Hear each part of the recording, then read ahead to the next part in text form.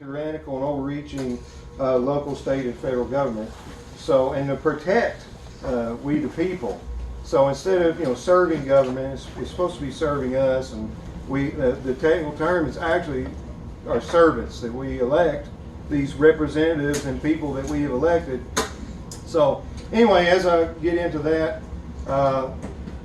people don't remember, and we just want to get people to remember that the sheriffs, should have been the people we could depend on this year to take care of or protect our rights from the government. So we want to embolden that thought.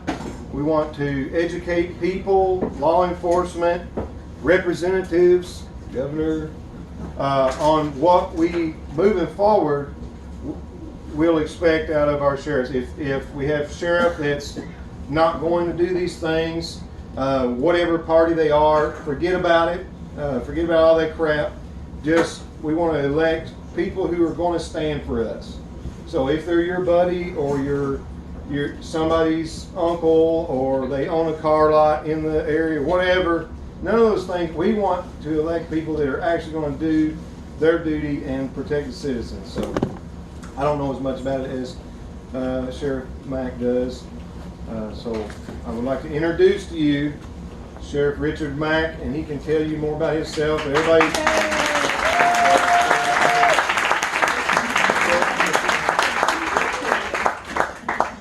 Okay, if the heater's on, I think I'm drowned out a little bit. Or can you hear me over there? Yeah, we can hear you. Okay. All right. So I don't need the mic? I'd use the mic if you got it. Yeah. Mike, how are we recording this Yeah, better? mic good. I like having a lapel mic better. Will that work? Doesn't sound like it does. So is that better, or is that? Yes. Better. Then I won't have to yell at you. So, okay, well we'll try that. Thank you. And thanks for being here. I can tell you that my chauffeur, thank you for picking me up and taking me. Gina. So I gave Gina my entire life story, and so I told her about how December was a pretty rough month for us and my family. And probably the most innocuous problem that we had is both my wife and I got coronavirus. And I was really sick, and I mean bad sick. And it crossed my mind that I was going to die a few times. Because I also have a heart condition. And so, but everybody that knew anything about the hospitals, both my son and a nephew are both nurses, and one works in a COVID-19 ICU unit, told me whatever I did not to go to the hospital. Yeah. He said, you won't come out. And so anyway, he came and gave me an IV, and we straightened that out. Now I could go into everything else, and if I just gave you a sweet story and just the sweet Reader's Digest version, you'd all want to know more. So just so you know, December was a rough month, and it got me so where I wasn't thinking that when I came out here, I forgot to call Sheriff Korsenborn, who's a real good friend of mine, and he's been to our CSPOA training before. And so much to the extent that he and I had a pretty close association, he made me an honorary deputy of the sheriff's office where he is. Was that Keaton? Kent, yeah. So anyway, so I left him a message this morning and told him I hope I got to see him, but it didn't sound good because he didn't answer the phone line at his home or at his office. So anyway, I believe that I'm going to share some stuff with you today that will give you hope and prove to you that there's still a peaceful and effective solution for taking back our country. And all of this that we're talking about over here on the whiteboard, or whatever you're trying to do to take back freedom, it's going to be a lot easier if your sheriff and maybe a few other local officials are doing that with you. And what we've seen since I started this organization, the Constitutional Sheriffs and Peace Officers Association, ever since I started that back in 2011, what we have found is this won't work without citizens. But the acronym CSPOA is already too long, and I just didn't know where to throw citizens in that. But it will not work without you. The sheriff works for you. You are the sheriff's only boss. And so many sheriffs that hear about this, and then they hear about you, and some of their constituents and go say, well, hey, have you heard about being a constitutional sheriff? Do you know what that means? And then the sheriffs go, I'm sick and tired of hearing about this Sheriff Mack, he was only a one-term sheriff. Well, that's not true, I was a two-term sheriff, but I don't know what that matters, how long I was sheriff. What we're really trying to focus on is are you really serving your people? I'm just Paul Revere. I'm just saying the redcoats are coming. And they're all in Washington, D.C. And I will tell you, I think all of us and President Trump have learned one thing, that the swamp is bigger and deeper than any of us ever imagined. And the corruption in Washington, D.C. is beyond anything we could ever imagine. In law enforcement, we have determined that we only detect about 12 to 15% of all crime. So what does that mean? 85% of the time, you get away with the crime. So if you take the corruption of Washington, D.C. and times it by 10, what we know, it's 10 times worse than what we know. Okay? And they continue to do it because why? They continue to get away with it. And I said this the entire 8 years Obama was in there. If the media is with you, you can get away with anything, including murder. They could show a video of some of those people committing murder, and they would have a way out because the media would be able to see, well, that's just those right-wing extremists are setting everybody up, And they have a way of marginalizing us and ostracizing us and labeling us and make sure that what we say is destroyed because they own what's out there. They own the narrative. And so it's a real simple process. It's not easy to implement, and it takes courage to do this, but it's a simple process. And it just boils down to this. Will your sheriff keep his oath of office? No. When he was required by law, do you know why they even take an oath? Well, I'll show you in this presentation. Article 6 requires by law, by the supreme law of the land, that each of us in public service swear an oath of allegiance to the Constitution of the United States. And usually that oath includes the Constitution of the state. So if someone swears an oath to uphold and defend the Constitution, what does that presuppose? That they know and understand the Constitution. You can't keep an oath to something that you never read. And so, again, I'm just the person who's been through that before. I was a cop, and I had nothing to do with the Constitution. I just wanted to be a good cop. What do good cops do? They make a lot of arrests, and they write a lot of tickets, and they do whatever they're told. And that's what I was doing. And so my question to every peace officer, public official, and especially sheriffs in this country, will you keep your oath? And will you enforce tyranny, or will you stand against tyranny? And what did Jefferson call laws? But tools of the tyrant. And a lot of these laws, you've seen them right here.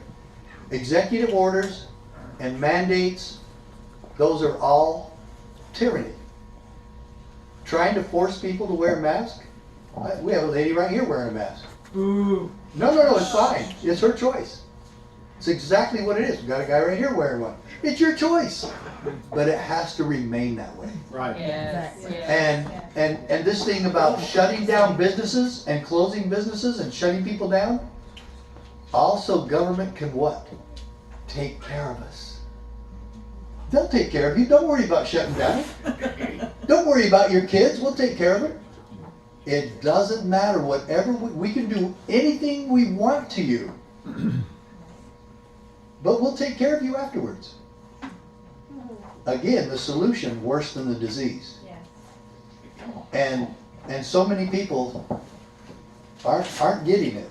And this is where you come in.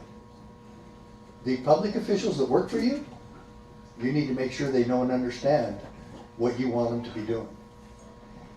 if you're asking them to do something contrary to their oath, then you better not be doing that.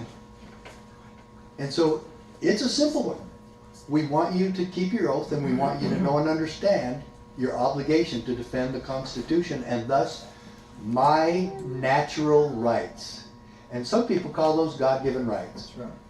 If you don't believe in God, then what does the Declaration of Independence say? The laws of nature, or nature's God. So you can just say it's by nature I have these rights. It includes everybody. I love that part. Do you have to believe in God? No, you don't. But you have to believe that you got your rights by nature. Okay? And then we're ready to go. Okay? So your sheriffs will say, a lot of them will make excuses. I don't want to hear from Sheriff Mack. He's just a has-been sheriff. He hasn't been sheriff for over 20 years. True story. But how about this one though, Sheriff? Do you, Sheriff, know anybody else, or you, do you know anybody else that's ever been a sheriff in the history of the United States that sued the federal government, took it all the way to the Supreme Court of the United States, and won a landmark monumental decision for liberty and state sovereignty and the 10th Amendment? Do you know anybody that's done that? So ask your sheriff, would you be a little bit curious to see that case? Because it's only happened one time in U.S. history where sheriffs did that. And I started the whole thing. And this was 1994. I think I was about 17. No, I was about 34 at the time. And so, folks, you need to understand the significance of a sheriff suing the Clinton administration and living to tell about it. Highly significant. Okay? So I didn't want to do it. I really didn't want to do it. All I wanted was to be sheriff. And it ended up costing me my third election. I lost the third election because of this. And then we saw that the other doors were open where the good Lord really wanted us to go. And this is part of it. I'm here. And since that time, I've been to all 50 states doing this. When they became states in 1959, they did not put in sheriffs. Doesn't exist. And then Connecticut, in its liberal wisdom, voted the office of sheriff out of the state. And they're gone. And the 8 sheriffs there, about 20 years ago, this happened, the 8 sheriffs there totally supported it because they were offered some bigger, higher paying job as state marshals or something. So they're all like, oh good, pay me more, get rid of it, yeah, I don't have the headaches of this job. So people who don't understand the office of sheriff and the significance of it, they'll do that. And then there's about 4 or 5 states that have reduced the sheriffs to paper servers. But a paper server is really a constable. You already have constables. You don't need another paper server. But that's what Massachusetts, Rhode Island, Delaware, and Pennsylvania's moving that way too. They've reduced the power. The sheriffs, except in Pittsburgh and Philadelphia, have no arrest authority or no investigative authority. They still run the jails and they still serve papers. Yay, you know. So, but the office of sheriff goes back over 1,000 years. The first cops in America were sheriffs. There were 3 signers of the Declaration of Independence. One was Oliver Wolcott, who were formerly sheriffs. So it precedes our Constitution, precedes our country being formed, and the sheriff was the first office because of what? Old Anglo-Saxon law. The sheriff of Nottingham and Robin Hood and all that, it's all there. So a corrupt sheriff, just like Sheriff of Nottingham, shows you how much power they have and how much destruction they can cause. On the other hand, if they dedicate themselves to be a true servant of the people, we can survive and we can get freedom back. And the solution again is that's what we focus on here at CSPOA, and we hope all of you become members today. We hope all of you donate to CSPOA, because as far as an effective and peaceful solution, you'll maybe see 2 or 3 others out there besides us. And I can only name one.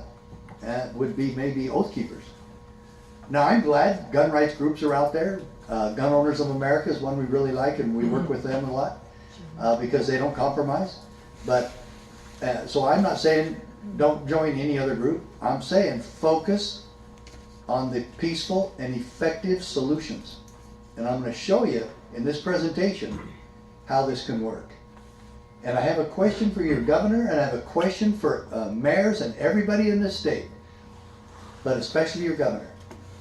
Do we have any public officials in Kentucky that are smart enough, intelligent enough, and sensitive enough to know when we've gone too far? No. Absolutely not. That would be a good question. And where then does liberty come into the equation? Where does individual liberty come into the equation?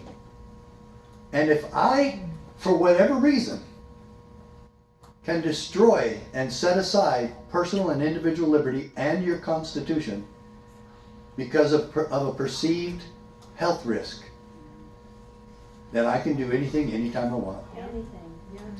And you know, one of the reasons why we fought the Revolutionary War was the Declaratory Act. The Declaratory Act allowed English Parliament and King George III to legislate us, the people of America, the colonists, in all matters whatsoever. And then Thomas Paine said, and if that be not slavery, then is there slavery on earth? So if your governor and others believe they can do that, they're enslaving us. Because they could do it. They can do anything to us. And that's why this is a big problem. People ask about, well, masks aren't that big of a deal, you know? Yeah, they are. I said that government can force that on you. It is a huge deal. And it would have never happened in 1776, and it should not be happening now. So, okay. All right, thank you very much. So, we're going to get into this because we don't have a lot of time. If you got questions and you don't want to forget to ask it sometime, I believe I'll come and answer just about everything you want. I will say this. We're getting a lot of calls at our office, at the CSPOA office in Phoenix, and it's in our home. We work out of our home. And it seems like sometimes our entire home is dedicated to this, and it is, okay? But this is what I do. This is what I dedicate my life to. And this is what I've been called to do. Okay? But we're getting people asking all the time, why can't the dang sheriffs just go arrest the governor? Okay, we're not there yet. There might be a time we go there, but we're not there, and there's other things. What we profess at this, and in fact, walk yourself through the sheriff going to the Capitol and trying to arrest the governor. You want the sheriff to go to jail? Because that's what's going to happen. So don't get rid of your sheriff, and don't put that on him yet. Okay? I'm not saying it's not possible, but what we profess, and we've said this since we started in 2011, we want to make him irrelevant. We want to nullify his idiocies and his mandates. A mandate from an executive order from the governor is not law, and there's not a single one of us that have to go through it. And how many sheriffs have you seen across the entire country now that have told the governor, we're not doing it here? Folks, you even have the Sacramento County Sheriff Jones, Scott Jones, in California telling Newsom that. Absolutely. Folks, that's a miracle. I never thought we'd see that in Sacramento County. I know that sheriff. I was shocked when I saw him on television do that. It's happening in California even, because there's some sheriffs there that know what? When we've gone too far. Amazing. Okay, so here we're going to go. The internet Not too by two loud? activists who brought a camera into the Albany International Airport while they passed out flyers. Now, it led to a heated dispute over First Amendment rights. Beth Wortman has our top story. Beth? Hi, Benita. Well, as you'll see in the video clip, an airport spokesman tries to stop these activists from their mission, but a sheriff's deputy steps in to settle the confrontation and the right to free speech. So hey everyone, this is Ashley Jessica. I am here at Albany International Airport. The young woman is standing outside the security checkpoint at the airport, telling the camera that she's there to hand out flyers to travelers, reminding them of their right to opt out of getting the body scan, which she claims carries health risks. Okay, On your this is, website. hold on. First of all, turn this off right away. Airport spokesman Doug Myers tells the crew to stop videotaping and to go downstairs, which they agreed to do, and they are confronted again. You have $1 million insurance policy here. You're violating the airport authority guidelines. You haven't paid. That doesn't matter to us at all, okay? So You can the check TSA that out. doesn't matter? No, you're in our airport. But as the tension builds, Sheriff's Deputy Stan Lennox steps in, separating the two parties, then lays down the It's your- law. Obviously, this is your constitutional right. Okay. Who is he? He's not a judge. He's not a lawyer. What does it presuppose if you take the oath? That you know and understand the Constitution. He's saying this is your constitutional right. You can do this. Wow. Now what if we were all doing this? What if 25% of the deputies and sheriffs in this country were saying this to people instead of what could have happened that day? They refuse to leave. Oh, they're arrested. They're going to get dragged out of that airport, handcuffed. Oh my gosh. This guy is a true peacekeeper, keeping his oath and enforcing what? The supreme law of the land. As far as we're concerned, you're not breaking any laws. Okay. That's what we want to get across to you guys. Myers objects, ordering airport employees to allow only ticketed passengers upstairs, accusing the activists of blocking the escalator. But once again, Deputy Lennox defends their First Amendment right. Sure, So that we don't means know we're who doing you it are. for, I told you who I am. Okay. I am Jason No. Burns. Let me see You your can clearly- identification. I don't need to show you my He identification. doesn't have to show you his identification. The activists continue their mission. I like this guy. In 2013, we recognized him as Deputy Sheriff of the Decade. He attended our CSPWA convention in St. Louis. And it was kind of hard to find him because that's really not his name. It's a different name that is close to that, and he decided to change it to that. So I don't need this anymore, is that right? Yeah, that's correct. Okay, Did you turn it off though? I did. So, are we okay? You're Yeah. too close to the speaker. Okay, good. I have, because I need my hands. I'm kind of like Sundance Kid. I need to be able to move. With that in my hand, I can't. So, don't you love this? Yeah. And see, they never had our training. This guy had never had our training. He's had it before now. This is what we want from sheriffs, to train their deputies to follow the law and enforce the Constitution. And nothing happens here. These people aren't arrested. They tell the manager, go back to your office and leave these people alone. And everything ends peacefully. This is what we want with every single issue. Real quick. And can you do that in Kroger's or Good Foods Co-op or Costco? A little bit different if they're trying to enforce mask laws in their own property. Okay? And so there's a lot of us in the freedom movement that are divided on that one. If you've ever seen Peggy Hall, Yes. I absolutely love Peggy. Yep. But she says that the ADA and a few other laws supersede that, and that the property owner has to allow you and you can't discriminate against you. Me, I'm of the belief that if I don't want you in my property, I don't have to tell you why and get out. Yeah. However, there's another side of that too. Are they acting as agents of the government or the governor in enforcing that? Then they don't have the authority. They're just acting as government. So there's some fine issues on that. So me, I really felt bad because I didn't take a mask to go in and buy a baseball cap in a real small store. And the guy says, you can't come in here without a mask. I said, okay, there's another store over here. And I went by here and I showed him the 3 cap. I was only gonna buy 1 cap, but I bought 3 and I went back to that guy and went like that.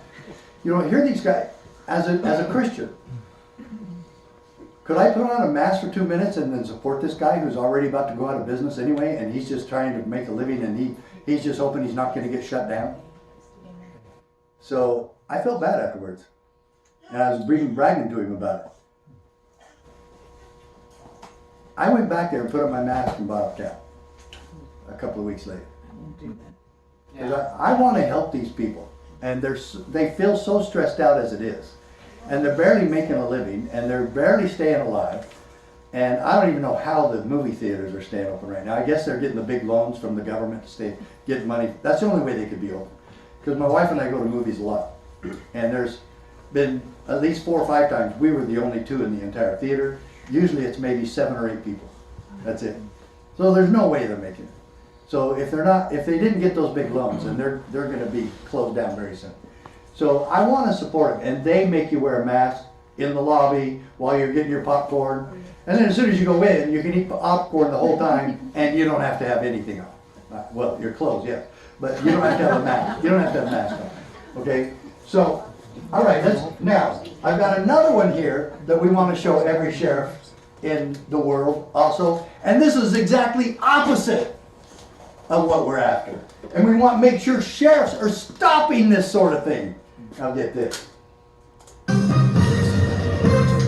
Now to a News 10 exclusive. A Stockton man wants an apology tonight for a wake-up call he should have never received. It is a story you'll only see on News 10. Lee Painter. Oh, one other request by somebody out there. My briefcase is on a chair, and there's a water in it, and I really need it. Tells us why police and federal agents knocked down his door. This is what they did to my door. At 6 this morning, a SWAT team surprised Kenneth Wright at his front door. In my underwear.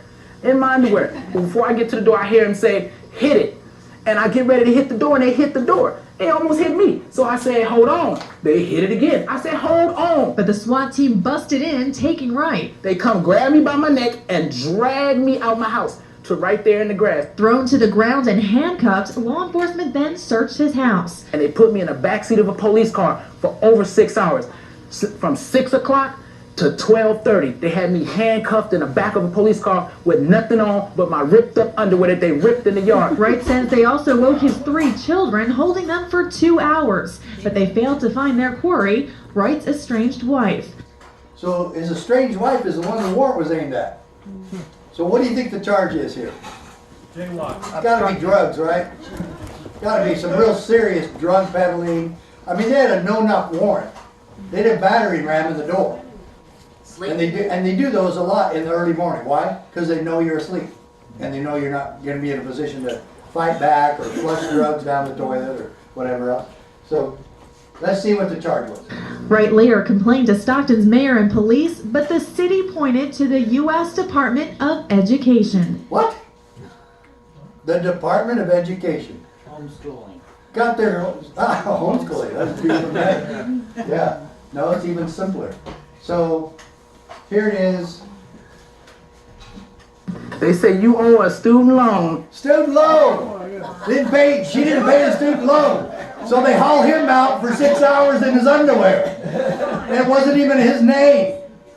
And his wife already ran off. She don't even live there anymore.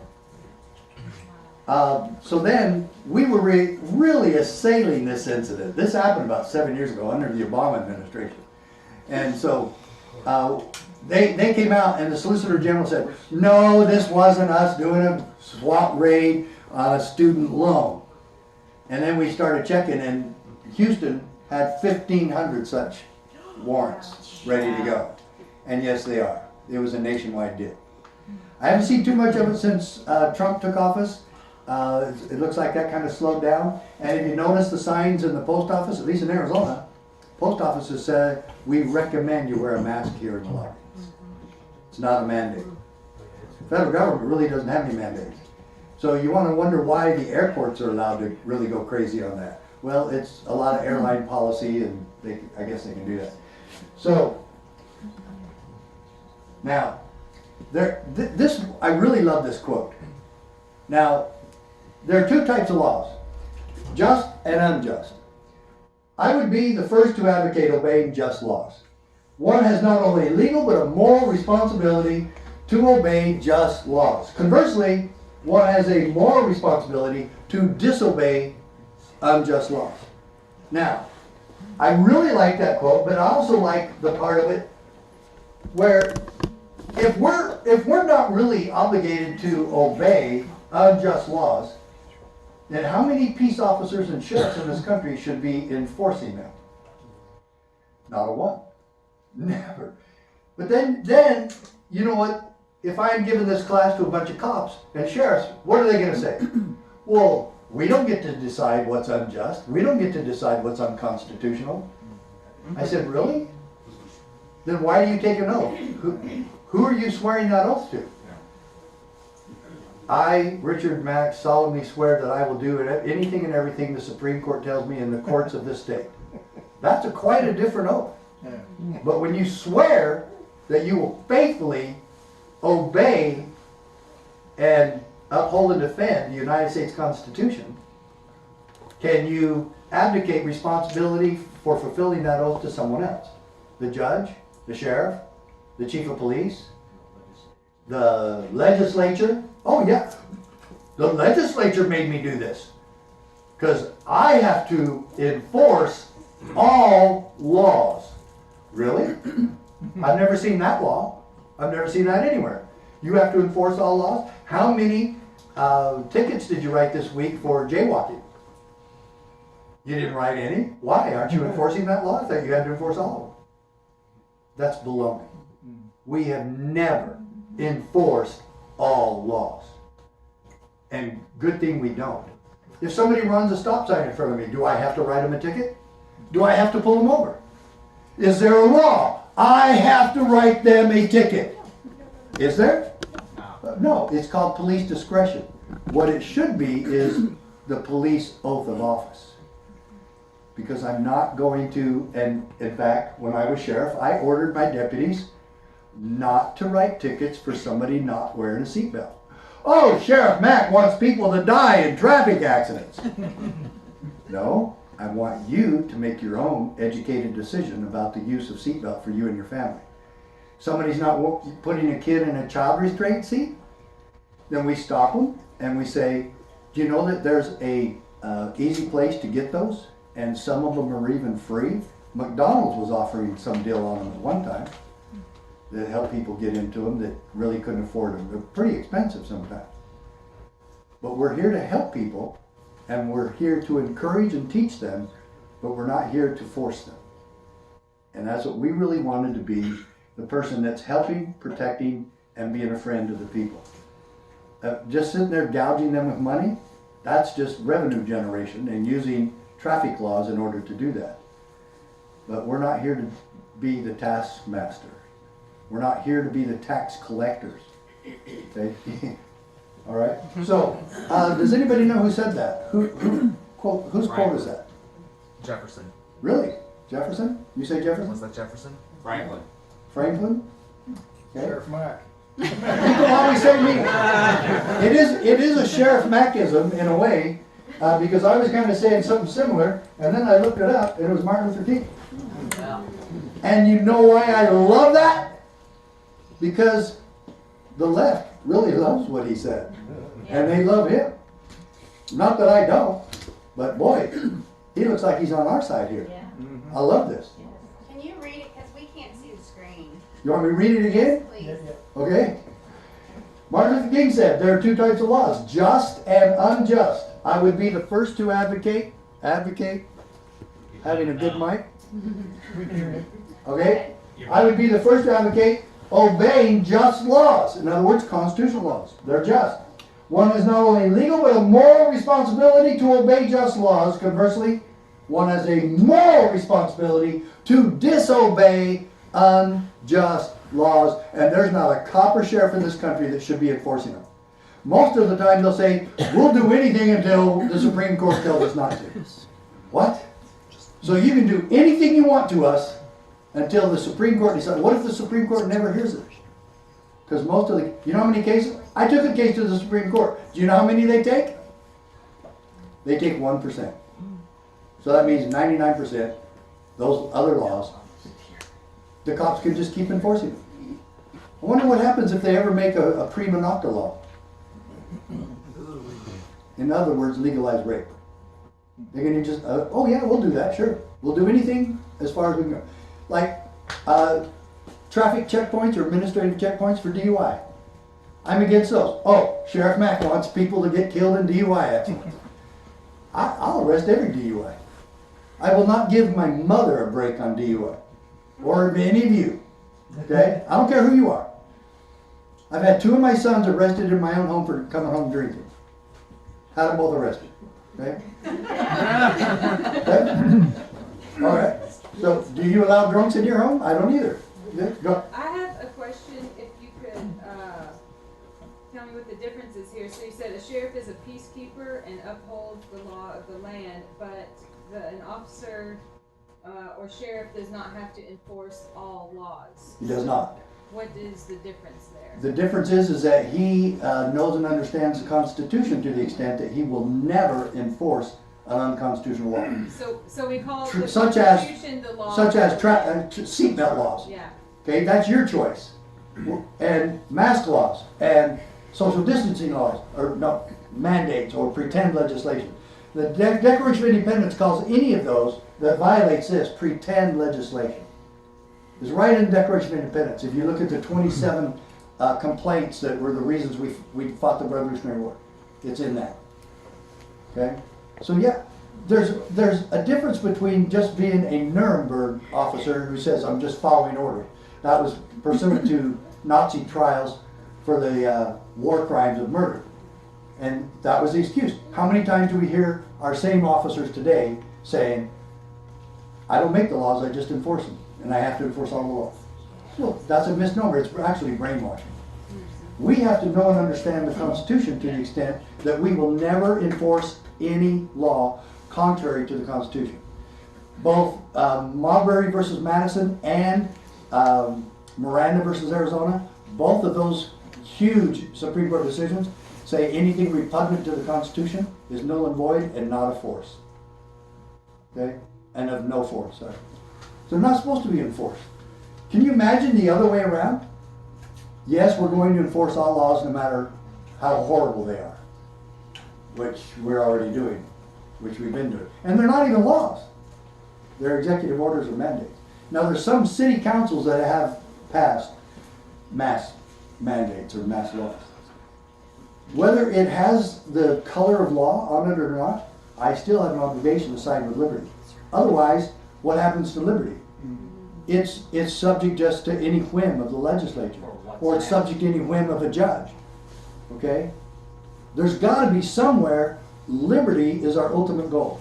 And where do we see that? Declaration of Independence. And all of you have heard this 100 times before. What is the purpose of all government? Protect rights. That's it. And it's 10 words in the Declaration of Independence. That to secure these rights, governments are instituted among men. If they're doing anything else besides that, they're violating the purpose that we have government in the first place. And now government is so far removed from that, you can't even recognize what the heck they're doing. No.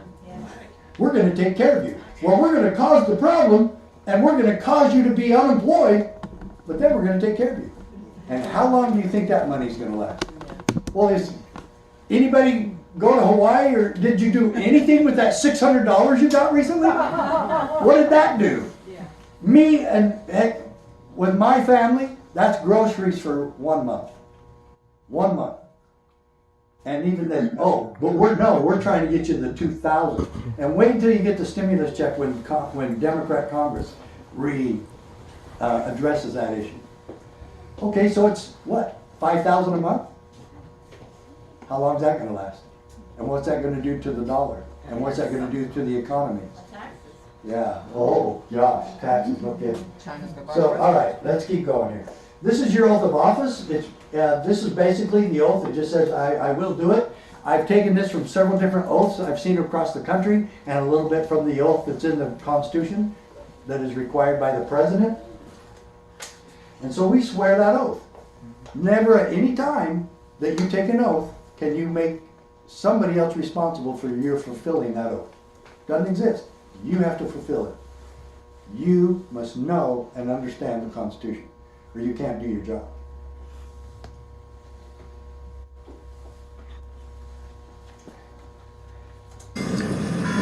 You know what you think about when you're lying here? You know you're gonna die, and you think, that's all right. You lived a long time. You had a family that loved you. You had a job that you thought made a difference, that you thought was honorable. And then you see this.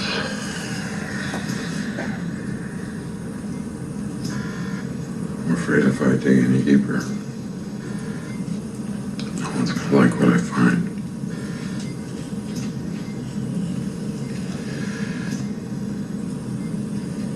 You took an oath. If you recall, when you first came to work for me, and I don't mean to the National Security Advisor of the United States, I mean to his boss, and I don't mean the president. He gave you word to his boss. He gave you word to the people of the United States. Your word is who you are. Funny how we have to lean on Hawaii, on Hollywood. Why is it Hawaii? Because I want to go there really bad. Hollywood, to explain what the oath of office really is. What is that movie? Clear and present danger. Okay? And it's a very powerful statement. And I'm glad I just happened to see that while I was putting this together. And this is absolutely true. You took an oath to your boss. And you are the sheriff's boss. He has no other supervisor. Let's make sure that's really clear. And so, one, you have to know what he's supposed to be doing, and two, you have to be very tactful and friendly in getting him to recognize it. We're all Paul Revere's here. We're just waking up people to the holy cause of liberty and that the redcoats are coming. Okay? That's it. All right. This is where the oath is required by the supreme law of the land. Got it? Article 6 is the supremacy clause and the oath of office. Oh, by the way, my Supreme Court decision talks about the supremacy clause.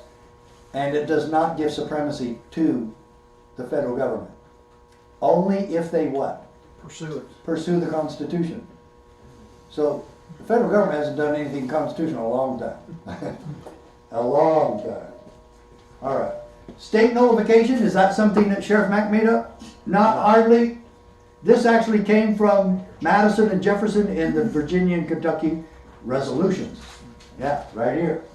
So, states have the authority to judge the constitutionality of the federal government's laws and decrees. That's what the states are supposed to be doing. How is it that the federal government became supreme to the states? We, the states, formed the federal government, and we assigned them discrete and enumerated powers and authorities. Maybe if you read the Constitution, they've been assigned about 33 things. They have stolen and usurped about another 5,000. And it was just fine. Everybody's fine with that. Why? Because they established a system of legalized bribery it's called federal grants. And the states, in order to get back the money that we already sent them, I don't know why we send them that money, and then we have to do what they tell us. And that happened when I was sheriff. You want to get Clinton's wonderful 100,000 officers to put on the streets? I saw the form to fill out, and you had to do it exactly what they said, but they only paid for 3 officers for your department, half of that. Okay? For 3 years, they paid for half of that. We had to pick up the rest. You know how many we hired? 0. We didn't use it at all, and I wasn't going to use any of it because I'm not taking filthy money from Washington, D.C. that was stolen from the rest of the states. No way. So we could use the manpower, but and the Board of Supervisors even asked me about doing it, and I said you have to pay for half of it for 3 officers for 3 years. And they said, no, we don't have the money. Yeah, no kidding. He also argued that states should refuse to enforce laws which they deemed unconstitutional. The states. Everybody thinks it's the Supreme Court. You know why you think that? Because you've been brainwashed. That's right. Because the Supreme Court does not have the authority that they used in Marbury versus Madison to declare what is and what isn't unconstitutional by Congress. That's supposed to be done by the states. And we don't have to do anything. The federal government is not our boss. And that's what my Supreme Court decision addressed. It was on the 10th Amendment. And I said they have no authority to tell me to do anything. So, okay. Let's keep looking at this, because this is pretty powerful. The word is interpose. Who knows what that means? Interpose. Stand in the way. Stand in the way. So the bully from the federal government is here, I'm here, and the citizen is here, and I'm playing basketball. I'm defense. And if they move, I move. And I stay in the way. I don't have to arrest them. Might be okay if I do.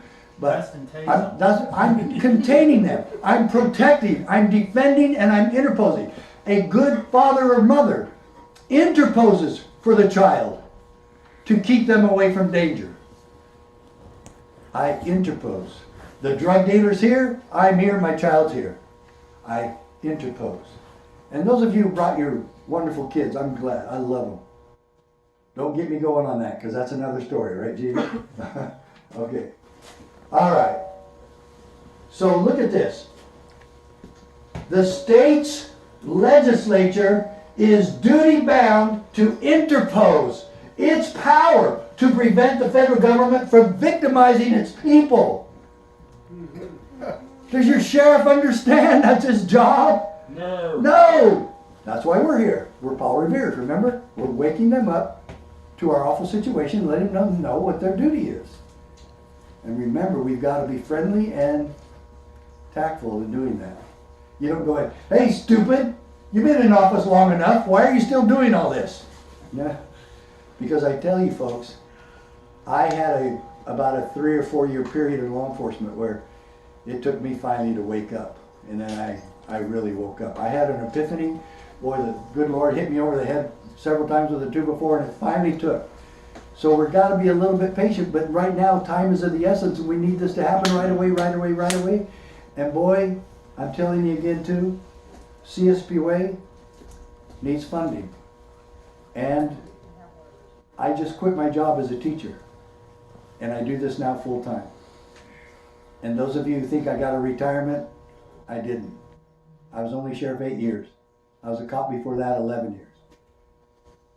So we have a lot to do, and I hope we do it together, and I hope you're going to back me on this thing, because I've really thrown caution to the wind. I took a leap of faith because I really believe I need to be doing this full time.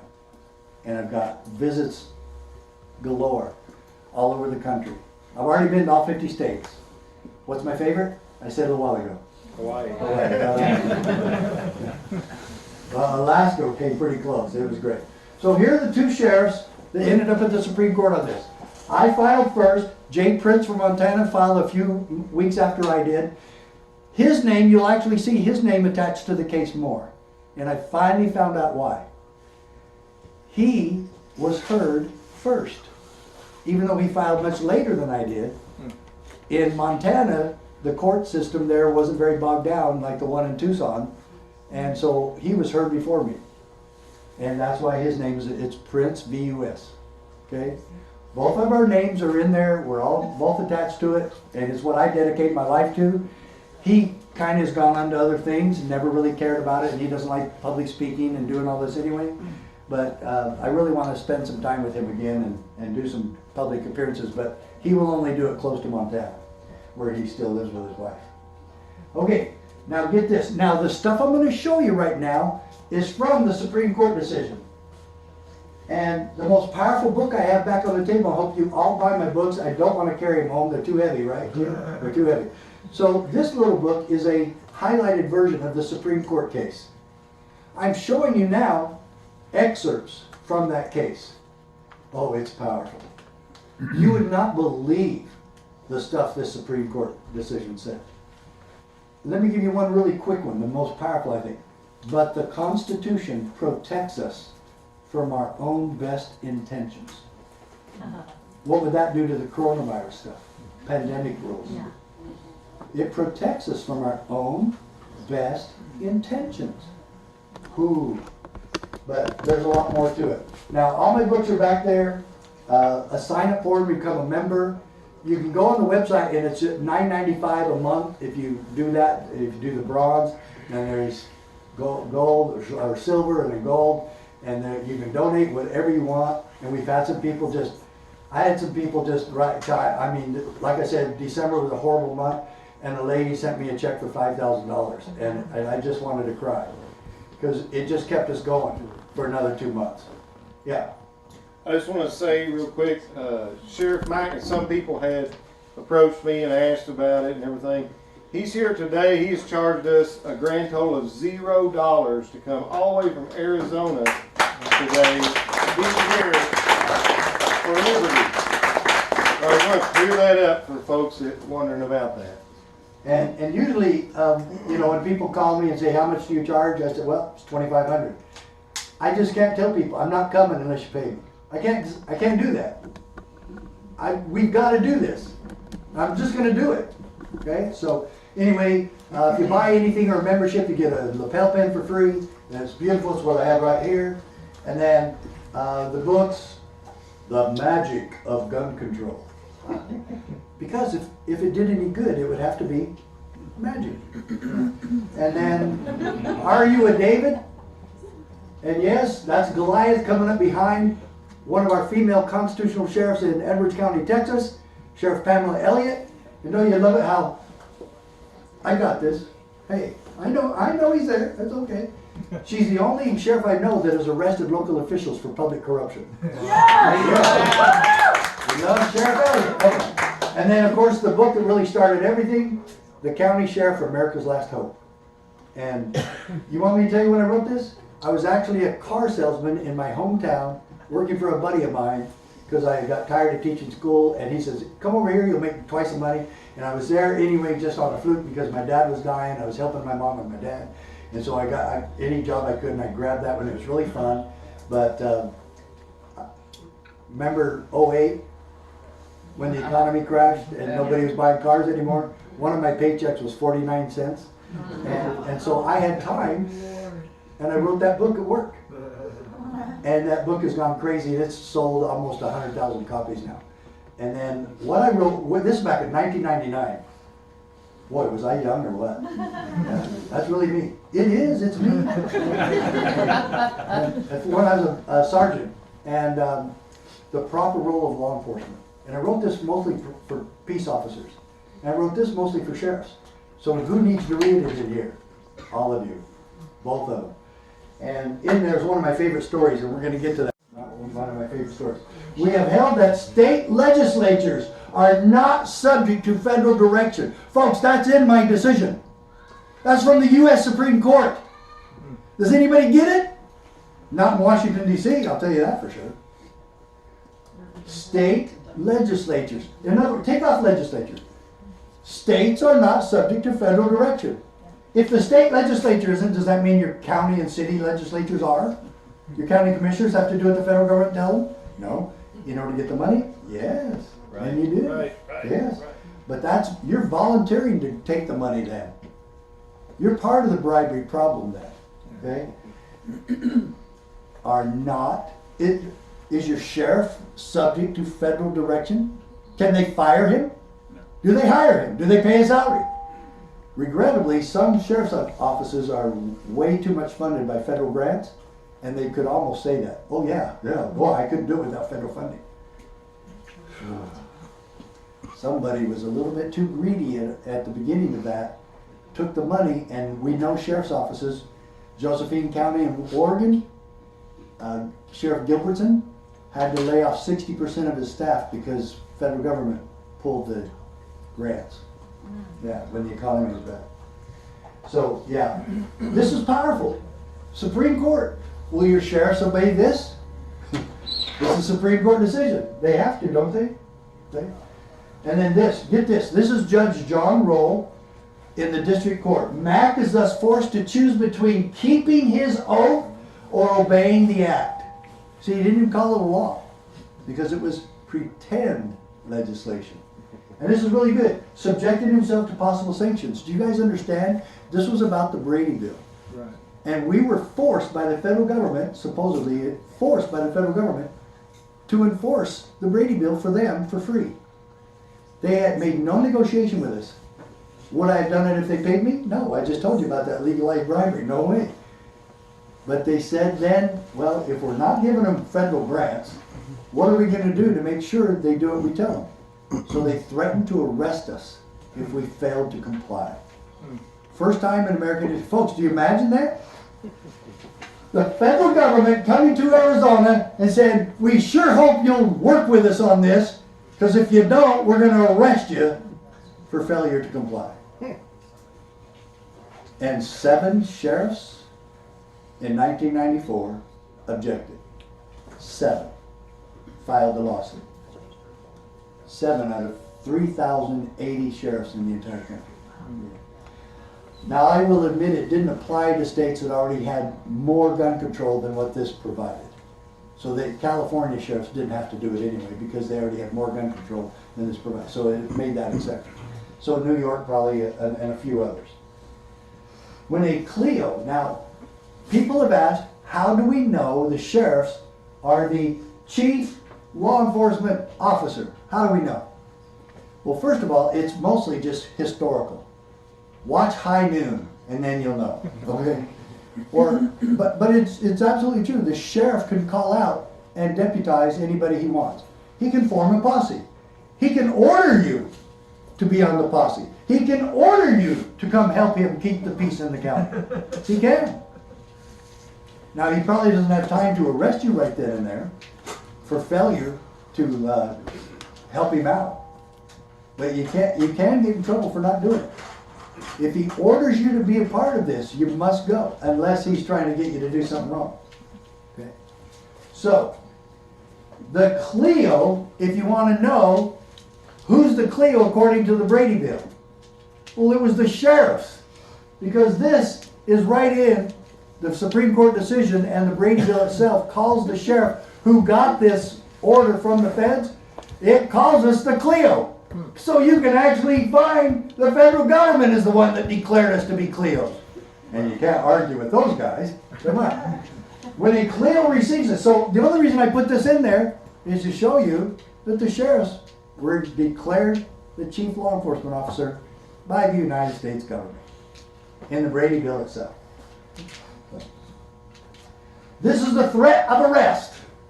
Under a separate provision of the Gun Control Act, that was what part of the Brady Bill was part of that, any person who knowingly violates a section of the Gun Control Act amended by the Brady Act shall be fined under this title, imprisoned for no more than 1 year, or both. So it looked like a $10,000 fine and a year in prison. So when I filed the lawsuit, my lawyer came to me and he said, hey, do you want to have some more fun? And I said, more than we're already having? We're suing the Clintons. You know how that fun that is. So he said, yeah. He says, we want to get an injunction from the court. We want to get an injunction to keep them from arresting you until it's adjudicated. Oh my. And I said, do you think we can get that? He goes, with Judge Roll? He says, I think so. Sure enough, he filed the injunction and we got it. In other words, I had an order of protection from the federal government, i.e. President Clinton and Janet Reno, where they could not come within, come close to me or my family. And they couldn't touch me as long as we were in court. So, and then we won at the Supreme Court, then of course it was nullified and they couldn't touch me anyway because we beat them. Okay? Right there, I would tell you this. Of all the people, now you guys are pretty close to Arkansas, so of all the people that sued Bill Clinton, I was the only one to do so on a non-sexual matter. We hope to. Yeah, I know. That's what my kids said. Yeah. All right. Right here, President Reagan said that the tax system in America deserved a rebellion. Yes. And it was fundamentally unjust. I totally agree with that. But you know what? Is Congress ever going to do it? No. They're not going to ever rein in the IRS. No. Why am I getting that echo? You're too close to the speaker. Where is it? Behind you. Oh.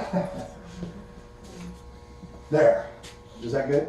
Is that better? A little bit. I'm still hearing it a little bit. Okay, well, anyway, in a little bit, maybe I'll get rid of this mic altogether. But It's a little bit. You gotta make it worse to make it better. yeah, okay. So, where was I? IRS. Oh yeah, IRS. So if the IRS and FDA and I came out here, as some of you know, to help Sam Gerard. Yes. And Yay, thank you. here's this poor Amish farmer going to prison, and this judge, what was his name? Danny Reeves. Reeves, yeah. Disembar him. And yeah, the guy has no business being a judge of any kind, you know, and he probably ought to be in jail for malfeasance. Yes. But he should have recognized what was really going on there. Was he sensitive enough to know when we go too far? No, he wasn't. No. But he was sitting up there on his mighty throne, and when I was there, when he got sentenced, he said, Sam Gerard showed no remorse. That's not a crime, Your Honor. That does not justify you sending a man to prison for 6 years. He was obstinate. That's exactly what the judge said. To justify sending this man to prison, he was obstinate. Well, you're a little bit stubborn yourself, Judge. And then he said he didn't get permission to market those products from the FDA. Let's see, where do we need permission now to pursue our happiness? Government's purpose is to protect that right, not destroy it. And we need permits. If we get permits, then government's in charge of doing anything they want with my rights. I don't need your permits. A permit to peaceably assemble? I stop that. People come in and say, we want a permit. They say, look, I really appreciate that you came in and let us know. We'll put you on the schedule. You don't need a permit. It's already guaranteed in the First Amendment. It's guaranteed. And each one of us here has sworn to uphold and defend that. Have fun. Okay, folks, so we've gotten so officious in every bit of this. Real quick. Yeah, to your sound man, we can hear fine. If you want to just turn the volume back down just a little bit. Okay, good. Thank you for that. And stop the feedback. Thank you. Okay. What happened to the Amish guy? He got 6 years and he served 3.5. And he's home on house arrest. And it was really fun because it was a very lax prison, and he would start, how many did he call here? He called me all the time. And we were still working to get him out. And I was telling somebody earlier that I talked face to face to Steve Miller, and that's the economic advisor to the president.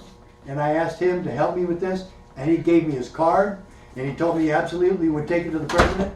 When I tried to call him, emails, he never responded once. He's just another DC liar. Okay? And everybody that I told the story to said, oh man, we can't let that happen. We cannot let that happen. And then I was working with a group, and Marla Maples was helping us. You know who Marla Maples is? Yes. President Trump's first wife? Second. First wife. Second? I can't keep track of that. Second. So anyway, she was on a committee, and she was really helping. And then there's another Amish farmer right now who needs help in Pennsylvania, and she was trying to help us with that. And I even talked to the director of the USDA. Sonny Perdue is his name. And I talked to him, and we were trying to get this guy help, and it was obvious they weren't going to stop. They're not stopping. Somebody really needs to take that bull by the horn and be a president. I thought Trump would be the one to really do it. But Trump was too busy with what? Russia, impeachment, and on and on and on. So nobody let him ever be president. And that's another sad part of the corruption there. Okay, so let's keep going. Because how are we set on time? 40 minutes to stay on schedule. Okay. I don't care about the schedule. We should be good. We should be good. Okay, so here's Thomas Paine now reviewing for us what's kind of going on today. Britain, or USA, with an army to enforce her tyranny.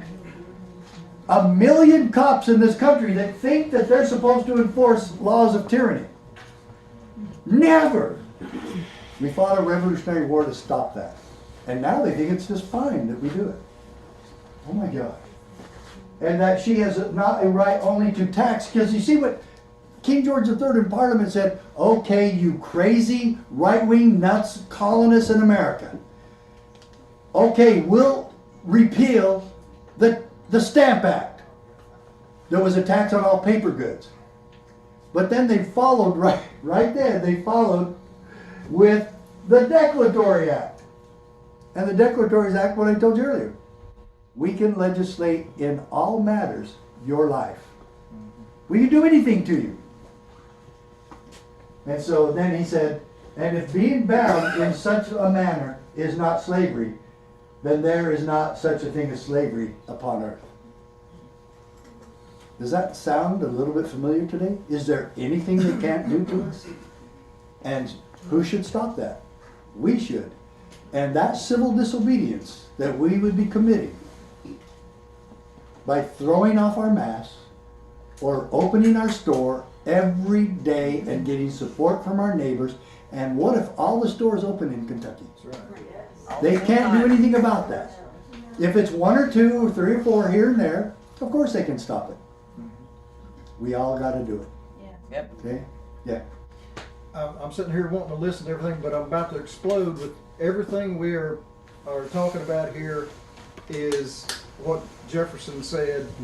Rightful liberty is unobstructed action according to our will within limits drawn around us by the equal rights of others. And defines that tyranny is obedience to God. Well, he said, I do not add within the law because law is often a tyrant's will and always so when it violates the rights of the individual. But tools of the tyrant. Yeah. Tools of the tyrant. Yeah. Let's keep going. Let's keep going. All right. So it's really funny when, and this is Jennifer Long testifying against the crimes of the IRS before Congress in 1988. Okay? No, well, I don't know. But I know Joseph Bannister is a dear friend of mine, and he was doing the same thing.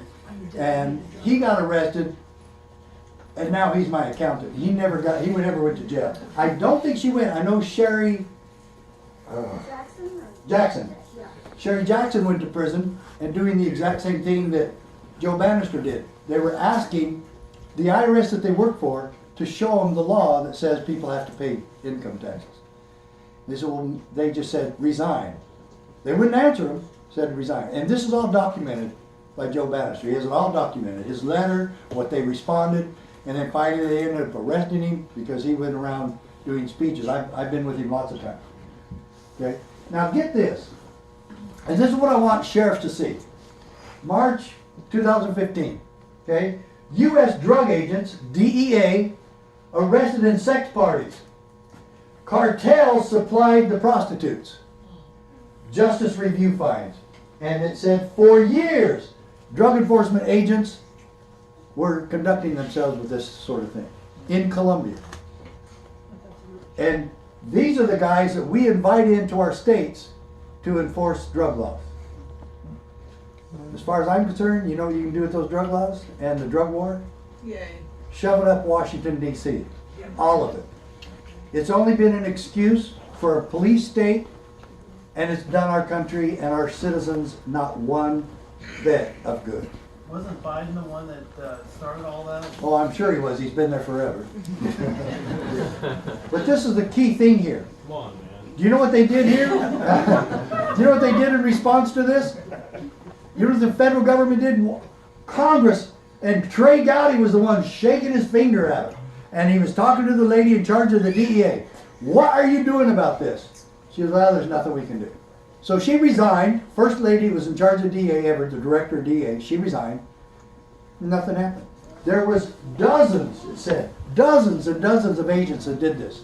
Remember, we only detect how much crime? 10 to 15%. So that means they had a bunch more. Did any of these agents ever get charged? This is a little bit against the law, okay? And it's at least bribery, and it's about 10 other felonies. Not one of them was ever prosecuted, arrested, and nothing happened to any of them. And this is what we're supposed to trust? And you're going to let these people, these federal agents, IRS, DEA, FDA, and you let them come in to your county and let them do anything they want to the citizens in your county. Boy, he needs to learn interpose, doesn't he? Because this is just out of control. And they get away with all these types of crimes and nobody ever does a thing. That's right. Not your congressmen, not your senators, nobody. Okay, and this is Thomas Paine asking again.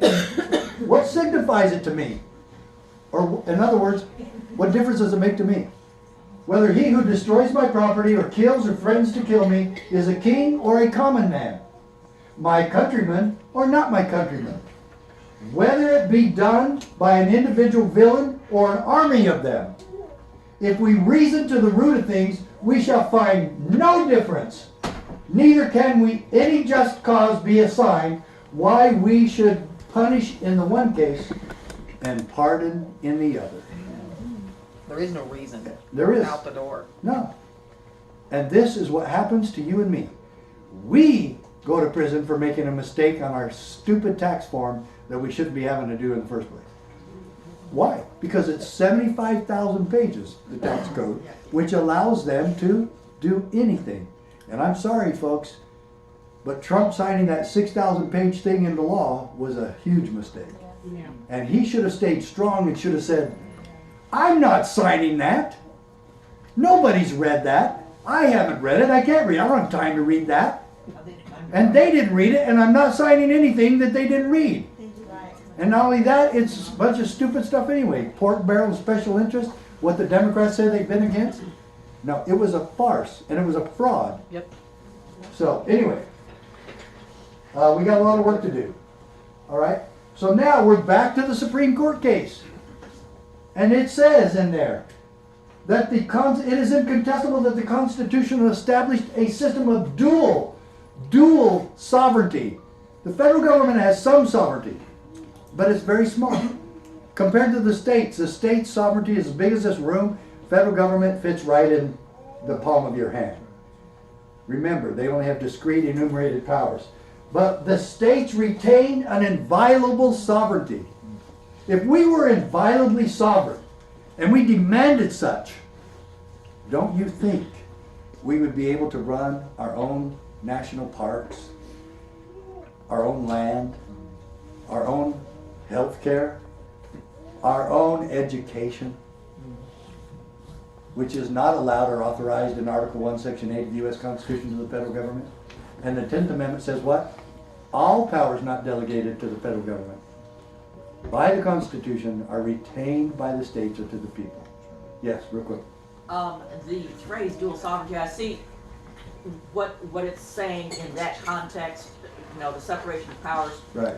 But some aggressive or overzealous prosecutors want to use that phrase so that when someone is on trial for a crime and they're, say, maybe acquitted by the state jury or whatever, that they could then be again tried by the feds, and they're using that dual sovereignty to violate, I know what you're talking about, but that's also the federal government stealing authority they do not have. Criminally, they have no authority to do any hate crimes. They have no authority to do that whatsoever. Just any charge. Civil rights, any charge. That once you're tried in a state, and they say, oh, well, we'll just try it in the federal. That is a complete and utter usurpation of authority. And the state should not allow it. The state should be preventing that guy. Oh, he's found not guilty? Oh, we'll just keep trying. That's exactly what the 6th Amendment prevents. Okay? And so, anyway, let's keep rolling. What? Wrong one.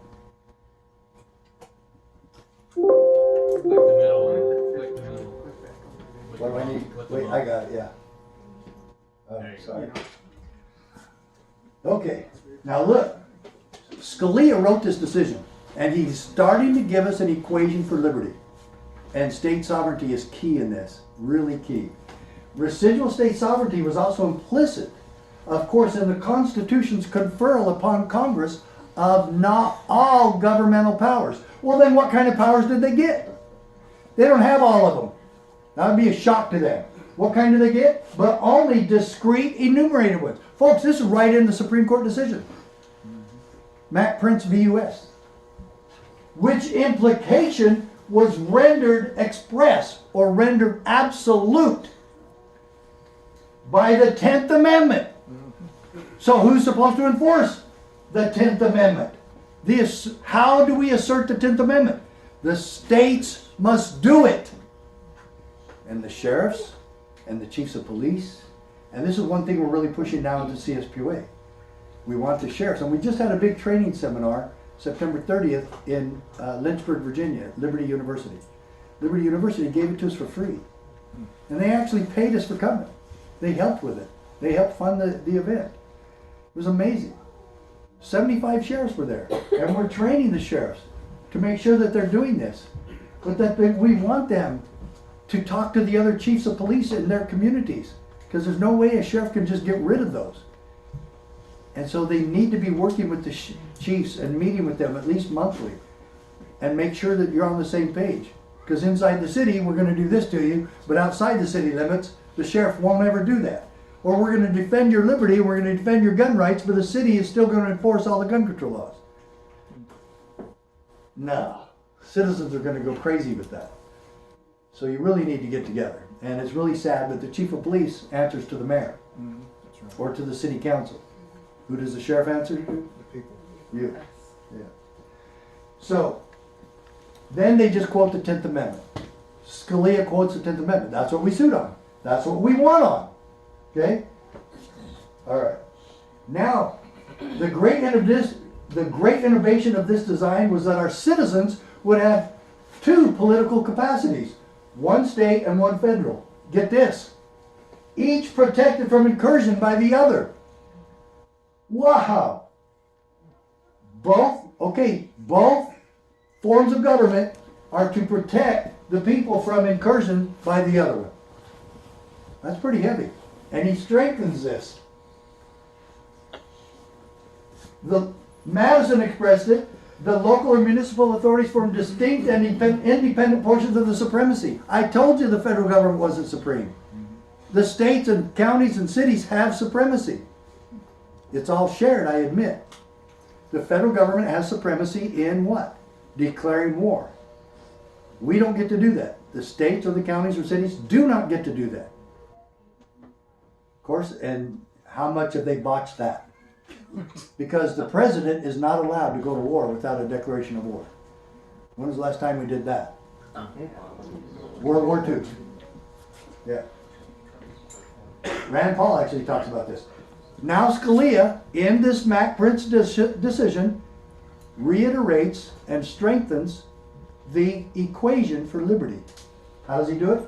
The separation of these two spheres. What two spheres are we talking about? State and federal. Okay? Is one of the Constitution's structural protections of liberty. What are we talking about here? A structural protection of liberty that has been completely destroyed.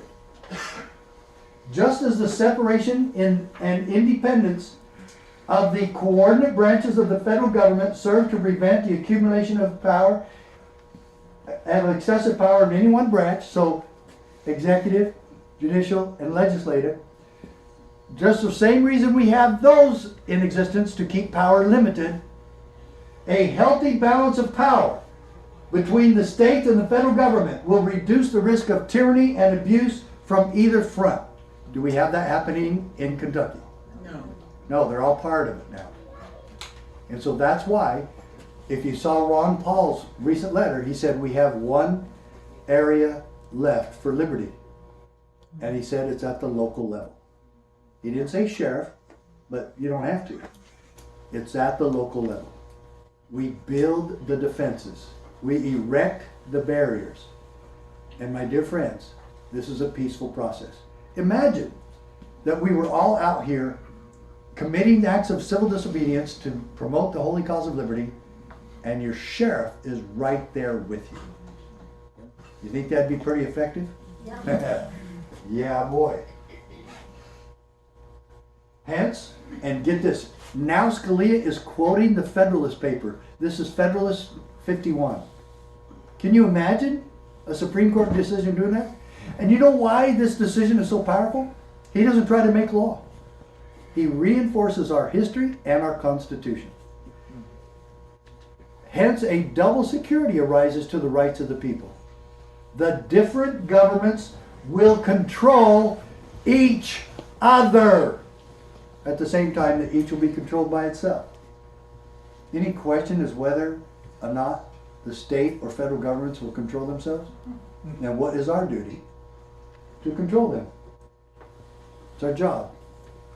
Any sheriff that says we need to follow the Supreme Court, then why are they not following this decision? Most of them don't even want to know what it's about. And that's where we come in. He works for you. We are Paul Revere, and we need to get on our horses, and we need to get to riding. The power of the federal government, now this is their threat of arrest again and taking over all the police departments. The power of the federal government would be augmented immeasurably if it were able to impress into its service, and at no cost to itself, the police officers of the 50 states. So that's what they tried to do. We'll have the sheriffs enforce federal law for us. As if they don't have enough bureaucrats doing that already. Oh my God. Some people, the conspiracy people, thought that maybe the purpose of the Brady Bill was to see how many sheriffs would just go along. Even though we're threatening them with arrest to do so. I thought of that a few times. We're going to keep rolling here. The federal government, we held, may not compel the states to enact or administer a federal regulatory program. Wow. We're saying all sorts of things about freedom here today, aren't we? Yeah. And then this is my favorite. This is my favorite quote from the whole thing. I said it a little bit ago, part of it. But the Constitution protects us from our own best intention. Remember, everything that I've said today from on here is in this booklet about the decision. This is powerful. This is the most powerful little booklet you can have except for the Pocket Constitution. Okay? Powerful stuff. The Constitution protects us from our own best intentions. It divides power among sovereigns and among branches of government precisely so that we may resist the temptation to concentrate power in one location, get this, as an expedient solution to the crisis of the day. Sounds like we just sued on the coronavirus and won, didn't it? Wouldn't you want that to say that? The crisis of the day. I don't care if it's coronavirus, I don't care what it is. Government doesn't get to set aside your liberty in order to take care of you. What kind of nonsense is that? I would expect Adolf Hitler to say that. Oh, we're just doing this for your own good. Now get on the train. There's food and water and showers. Yes, thank you. As soon as you get there. Yeah. Is that Scalia? This is actually, Scalia is quoting another former justice when he's put this in there. It was a long time ago. I can't remember his name. But we can find out. But it's there. I mean, yeah, if you put that in and try to research it, please do. But Scalia did put that in there, but if I recall it correctly, he was quoting another case or another justice. Thank you. Which is amazing, either way. And how this didn't get a lot further, because, yeah, it was kind of almost a side note. But where's this since it first came out? I mean, this is huge. But they probably buried it on purpose. We were thinking we would like to use it in a lawsuit against our own governor.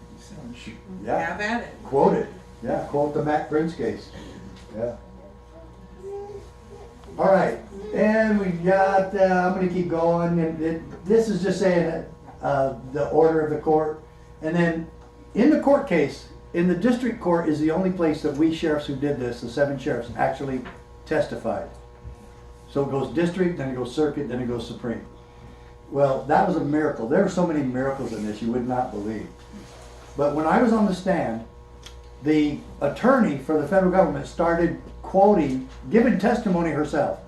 And I said, whoa, wow. What is she doing? And I'm looking at my attorney and why he wasn't objecting. But he just let her go. And he gave her enough rope to hang herself with. And I'm glad he did.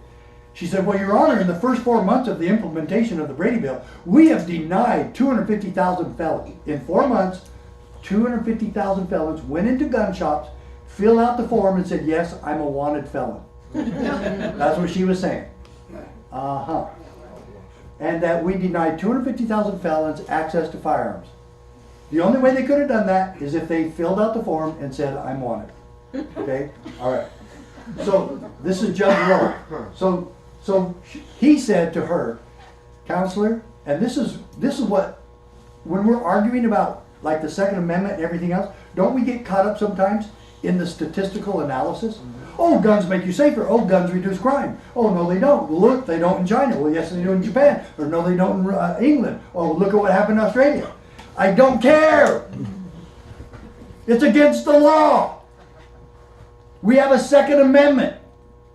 And everybody's supposed to be enforcing that and defending it. Well, what if statistical analysis says it's dangerous to have a gun?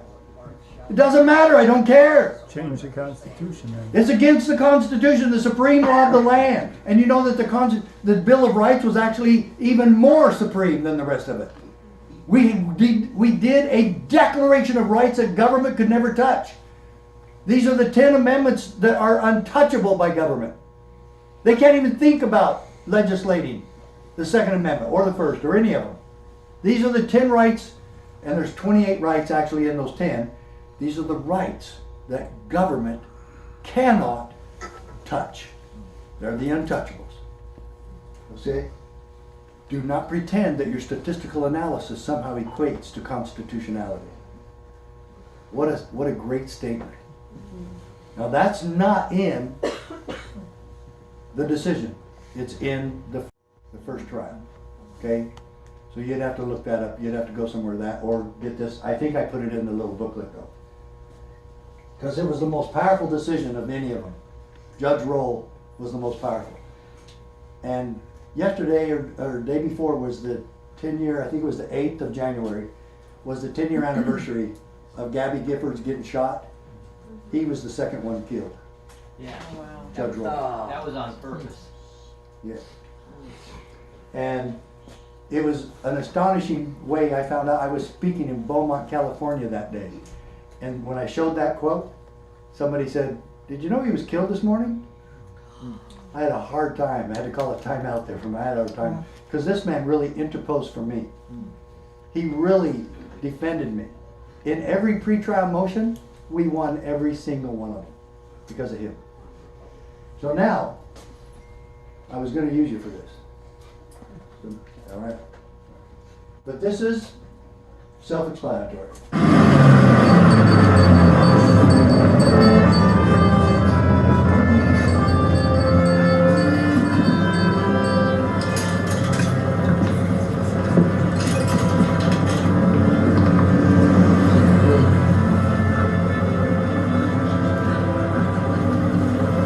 Let me have those front seats.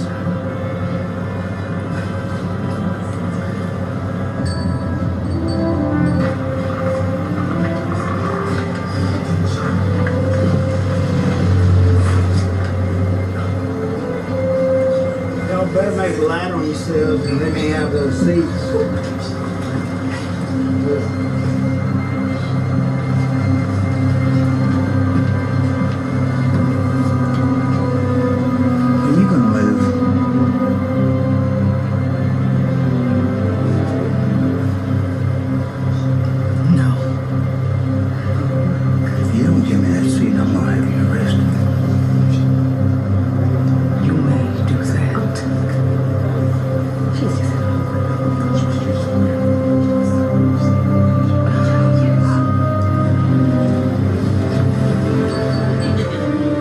Yes, sir, I wonder. Well, then you just do it. You gotta exercise your powers and put her off. All right, then I'm gonna need police backup.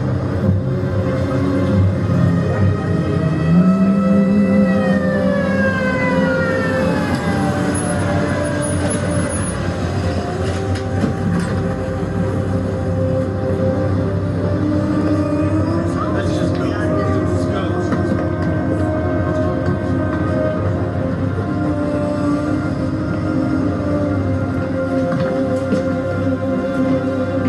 She's sitting in the comment section.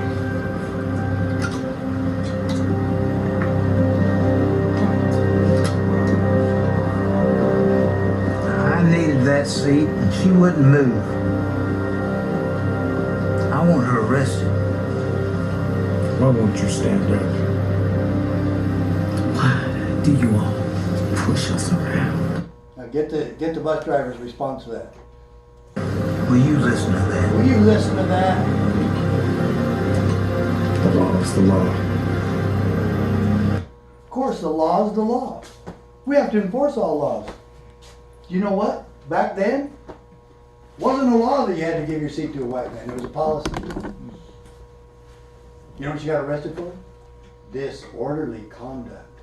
There was nothing disorderly about it. She was standing for her freedom. She was sitting for her freedom, you know? Can I tell you how this should have played out? Yeah. My dear friends, this is December 1st, 1955. Citizenship. I was 3 years old. This was still happening then. Go ahead.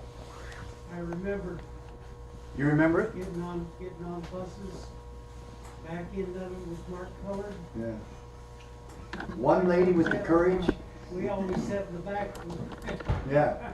Well, one lady with the courage to change an ignorant, stupid norm and enforcement of a law that didn't even exist. Mass, you know? Yeah. I got arrested by a sheriff in Preston County, West Virginia, twice for having a ticket for Christmas lights on that minivan, which I'm exercising freedom of speech. Shackled me in the jail. I was a virgin. I'd never been arrested before for anything. Now Not even litter. now looking at that van, I could almost understand that. Obviously, there were children, but that's No. freedom of speech. No problem. You have it however you want. Okay, now I'm going to show you, and she's going to help me. You're going to help me. All right. Okay. Now this is our Rosa Parks. Okay. If you had been up here, I might have picked you. Okay. Yeah, you're beautiful. You're both beautiful, and thank you. Okay, but you don't need to do anything except sit there. So you're already doing that. Okay. But so I'm the sheriff at that time. When the call comes into dispatch, I hear the call, and I decide to take the call and take Deputy Jones with me. So I don't know what I'm going to do, but I'm going there to handle this because it looks like a pretty tough situation. So my deputy and I walk up to Rosa Parks, and we walk up and I ask her, what seems to be the problem here? And she says, why can't we all be left alone? Don't all of us feel that way sometimes? Just leave me alone. I don't want you to take care of me. I don't want you to pay me. I don't want you to clothe me, feed me, anything. Leave me alone. Do we have a right to be left alone? Yeah. We do. Absolutely. Okay, no question. So, she just wants to be left alone. And so, that hits me. And I sit down next to her. My deputy sits across from me. And I reach over and I shake her hand.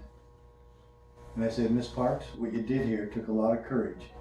And it would be an honor for me and my deputy to escort you home safely. Does she trust that? Not entirely. No. She's hoping it's true. And so I ask her, where do you get off? And she says, and I don't know what it is, up there on Elm Street, a couple of stops ahead. So we get out with her, and I put her at ease. Because I said, Mrs. Parks, there's an all-white restaurant right there, serves hamburgers.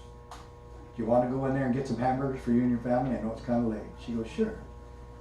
So now I've taught her that I'm willing to stand with her in defying local norms and stupid laws. And we do. We go in there and get some sandwiches. We come out, we see an all-white water fountain.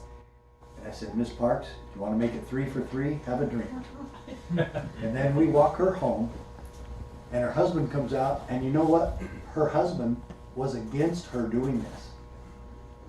And I tell the husband what happened, and he said, I told you not to do that. It's just going to cause trouble for everybody. And I said, it's all right. She did the right thing, and we're going to give your family extra patrol to make sure that there's no hooded knights coming and bugging you for the next few days. But we can't be here 24/7. So I asked her husband, do you have a gun in the home? And he says, I sure do. And I said, is it loaded? And then he told me something I needed to remember. Sheriff, it doesn't do you any good if it's not loaded. That's right. So, yeah. I have a question. As a woman, I would never have gotten off the bus to go with you. Yeah. So what would you have said if I had said no? Well, there's 2 of us, and I'm making all this up, so I hope you would go along with me. I understand that. I understand that. And that's why I said, she's not going to entirely trust me, because some of the sheriffs were members of KKK. Then you follow the bus. And so, yeah, you know, so it's a well-lit area, and And yeah, you're gonna have to have some faith in me. Because back in those days, I don't know if she would or anybody would. Okay? Even though there's two of us. Okay? But hopefully, for my story, you would go along. You wouldn't go with me? Two. Oh. Not that, not in like Worse. 55, yeah. Maybe if one was a woman, but they didn't have many women. But regardless, I'm sticking to my story. I think you could follow the bus home. Yeah, maybe. That'd probably put some. So maybe so. But anyway, I've got to get finished, and let's see if we have some questions for the end. Let's see if we have some time. I'm not sure we're going to, but we'll try. So anyway, that's how that should have played out. And the point is this: your sheriff should be doing the same today. Should be. Anybody whose rights are being violated, anybody who's being abused by government, I don't care what it is, he should be standing in the way and standing next to you and escorting you home, or standing for your rights, or whatever it is, giving you extra patrol, making sure that the federal agents or state agents or whoever, public health department, whoever is trying to come and shut you down or enforce these ridiculous mandates and executive orders, that he is interposing and that he's taking action to show people what is right and what is wrong. And however he has to do that, he's got to do it. It's a peaceful process. Are you seeing the solution here? And this is exactly what we train the sheriffs to do. And we show this to our sheriffs and peace officers and public officials. Now what do we need to do? We need to get them to this training. And I'll be back. I don't care. We've had sheriffs offer this training at their office and invite all the local. On the 22nd, I will be in Washington State. Sheriff Songer, who got the 2019 Constitutional Sheriff of the Year, is inviting all the local sheriffs and police departments and city councils, and I'm coming there to do the training. I fly into Portland, and it's a little bit north of there. Okay? Very. Have you ever been invited to speak at Eastern Kentucky University, where the police academy is? Or have you ever had a chance to? I have not. I did speak at the Sheriff's Association banquet about 8 years ago, and I drank raw milk in front of all of them to show them that it shouldn't be against the law, and they shouldn't be enforcing that. Yeah, quick. The sheriff standing between the citizen and these stupid mandates. Right. What about the employees that have to wear a mask because their employers tell them to? Again, that's their job. That's completely different. See, and that's another reason why I quit my job as a teacher. Because the parents demanded that the teachers do it. The state sets policies for the schools, and I tried every single mask in the world. Yeah. And I was trying shields. Even the shield didn't work for me. You know why? The noise came right back into my ears. And I left school with my ears ringing. I was exhausted. I couldn't do it. I couldn't handle it. I go. And even our rule said if you're staying 6 feet away from them, you didn't have to have it on. So I would make sure I was six feet away from the kids. And I even told the kids so they wouldn't go home and tell them, Sheriff Mack not wearing a badge. We're not wearing a mask. You know. So I got complaints from parents. And I even told the kids, I read the rule book, said if I'm staying 6 feet from you, I don't have to mask on. Then I got in trouble for that. I was flaunting the rules. So I quit, but you guys, I needed that $4,500 a month. I'm telling you, I really needed it, but it couldn't go on. So real quick. I live in a very small town in Kentucky, and I'm a little concerned about going to. There's so much corruption. It's unbelievable what happens. Oh yeah. We talked about this the other night. But so if I go to my sheriff and I say, Sheriff Mack wants to talk to you, I'll set it up. Yeah. I'm worried about repercussions, that he's gonna go, who does she think she is? Well, if he doesn't want to talk to me, if he's going to do that, he don't want to talk to me, you're not going to talk to me. And this is the thing, we have 3,080 sheriffs in America. Some are not going to want to do this at all, and they won't. But we only need 25% of the 3,000 sheriffs to do this. Right. What is that? About 800.